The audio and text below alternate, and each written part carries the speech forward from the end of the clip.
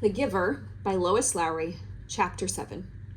Now, Jonas's group had taken a new place in the auditorium, trading with the new 11s, so that they sat in the very front, immediately before the stage. They were arranged by their original numbers, the numbers they had been given at birth.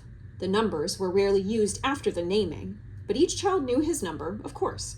Sometimes parents used them in irritation at a child's misbehavior, indicating that mischief made one unworthy of a name. Jonas always chuckled when he heard a parent, exasperated, call sharply to a whining toddler, "That's enough, 23!" Jonas was 19. He had been the 19th new child born his year. It had meant that at his naming, he had been already standing and bright-eyed, soon to walk and talk. It had given him a slight advantage for the first year or two, a little more maturity than many of his group mates who had been born in the later months of the year, but it evened out, as it always did, by 3. After 3, the children progressed at much the same level, though by their first number one could always tell who was a few months older than others in his group. Technically, Jonas's full number was 1119, since there were other 19s, of course, in each age group.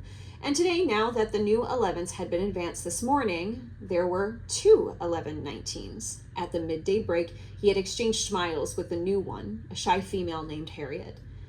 But the duplication was only for these few hours. Very soon, he would not be an 11, but a 12, and age would no longer matter. He would be an adult, like his parents, though a new one and untrained still. Asher was 4, and sat now in the row ahead of Jonas.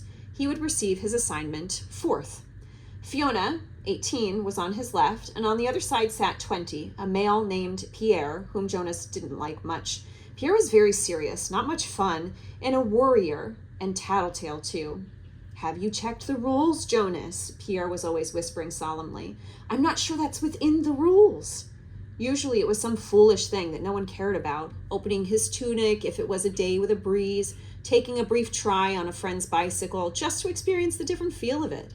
The initial speech at the ceremony of 12 was made by the chief elder, the leader of the community, who was elected by every 10 years.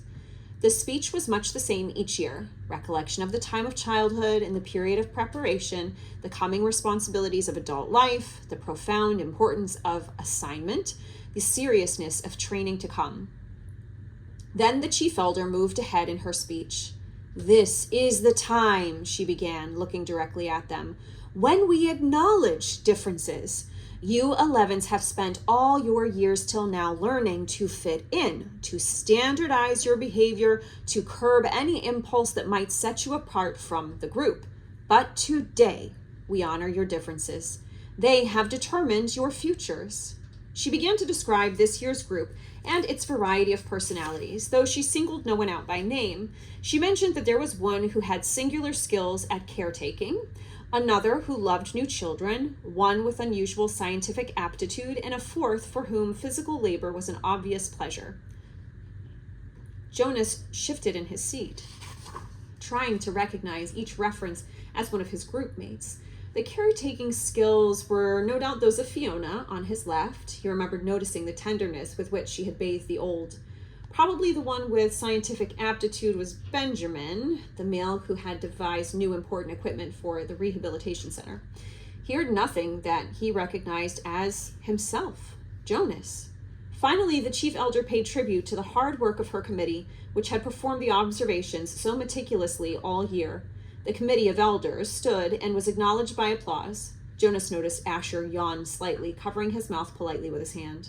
Then, at last, the chief elder called number 1 to the stage, and the assignments began. Each announcement was lengthy, accompanied by a speech directed at the new 12. Jonas tried to pay attention as 1, smiling happily, received her assignment as fish hatchery attendant, along with words of praise for her childhood spent doing many volunteer hours there, and her obvious interest in the important process providing nourishment for the community. Number 1, her name was Madeline, returned finally amidst applause to her seat, wearing the new badge that designated her fish hatchery attendant. Jonas was certainly glad that assignment was taken. He wouldn't have wanted it, but he gave Madeline a smile of congratulation. When 2, a female named Inger, received her assignment as birth mother, Jonas remembered that his mother had called it a job without honor, but he thought that the committee had chosen well. Inger was a nice girl, though somewhat lazy, and her body was strong. She would enjoy the 3 years of being pampered that would follow the brief training.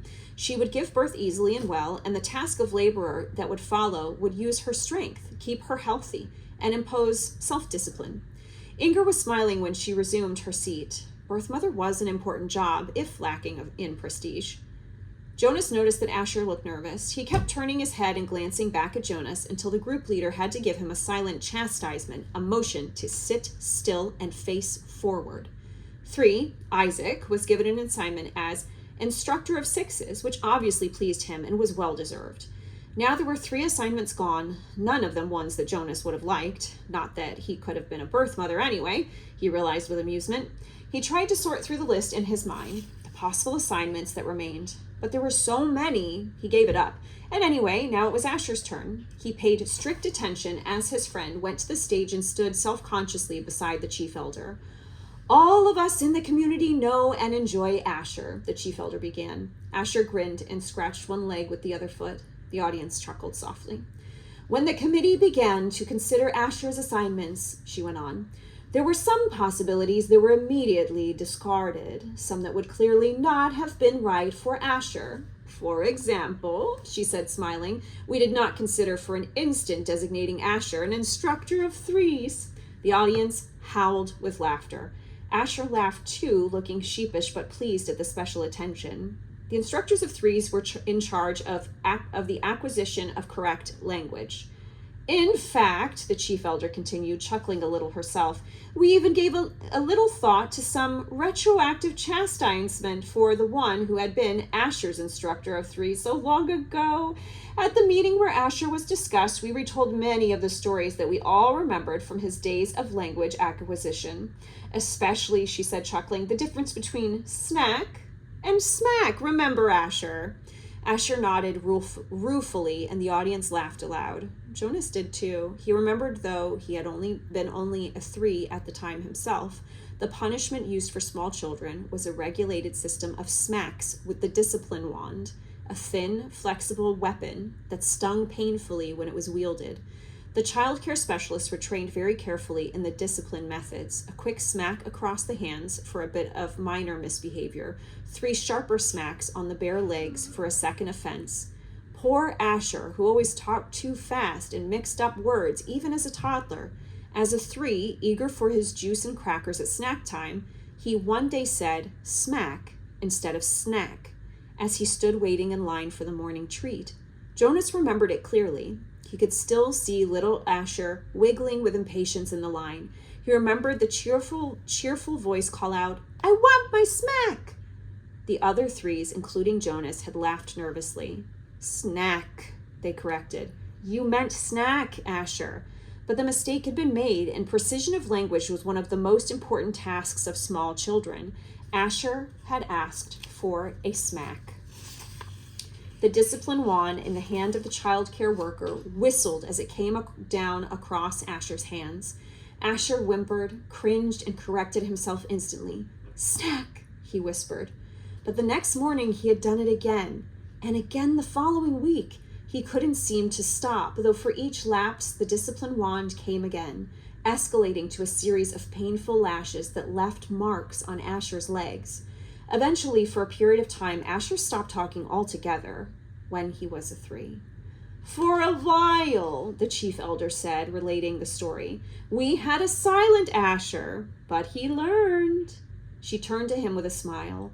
When he began to talk again, it was with greater precision, and now his lapses are very few. His corrections and apologies are very prompt, and his good humor is unfailing. The audience murmured in agreement. Asher's cheerful disposition was well known throughout the community. Asher, she lifted her voice to make the official announcement, we have given you the assignment of Assistant Director of Recreation. She clicked on his new badge as he stood beside her, beaming. Then he turned and left the stage as the audience cheered. When he had taken his seat again, the chief elder looked down at him and said the words that she had said now 4 times and would say to each new 12. Somehow she gave it a special meaning for each of them. "Asher," she said, "thank you for your childhood." The assignments continued, and Jonas watched and listened, relieved now by the wonderful assignment his best friend had been given. But he was more and more apprehensive as his own approached. Now the new 12s in the row ahead had all received their badges. They were fingering them as they sat, and Jonas knew that each one was thinking about the training that lay ahead. For some, one studious male had been selected as a doctor, a female as engineer, another for law and justice. It would be years of hard work and study. Others, like laborers and birth mothers, would have a much shorter training period. 18, Fiona on his left, was called. Jonas knew she must be nervous, but Fiona was a calm female. She had been sitting quietly, serenely throughout the ceremony. Even the applause, though enthusiastic, seemed serene when Fiona was given the important assignment of caretaker of the old. It was perfect for such a sensitive, gentle girl, and her smile was satisfied and pleased when she took her seat beside him again. Jonas prepared himself to walk to the stage when the applause ended and the chief elder picked up the next folder and looked down to the group to call forward the next new 12. He was calm now that his turn had come. He took a deep breath and smoothed his hair with his hand. 20, he heard her voice say clearly. Pierre. She skipped me, Jonas thought, stunned. Had he heard wrong? No, there was a sudden hush in the crowd, and he knew that the entire community realized that the chief elder had moved from 18 to 20, leaving a gap. On his right, Pierre, with a startled look, rose from his seat and moved to the stage. A mistake. She made a mistake. But Jonas knew, even as he had the thought, that she hadn't. The chief elder made no mistakes, not at the ceremony of 12. He felt dizzy and couldn't focus his attention. He didn't hear what assignment Pierre received and was only dimly aware of the applause as the boy returned, wearing his new badge. Then 21, 22. The numbers continued in order. Jonas sat, dazed, as they moved into the 30s and then the 40s, nearing the end. Each time, at each announcement, his heart jumped for a moment, and he thought wild thoughts. Perhaps now she would call his name. Could he have forgotten his own number? No, he had always been 19. He was sitting in the seat marked 19, but she had skipped him. He saw the others in his group glance at him, embarrassed, and then avert their eyes quickly. He saw a worried look on the face of his group leader. He hunched his shoulders and tried to make himself smaller in the seat. He wanted to disappear, to fade away, not to exist. He didn't dare to turn and find his parents in the crowd. He couldn't bear to see their faces darkened with shame. Jonas bowed his head and searched through his mind. What had he done wrong?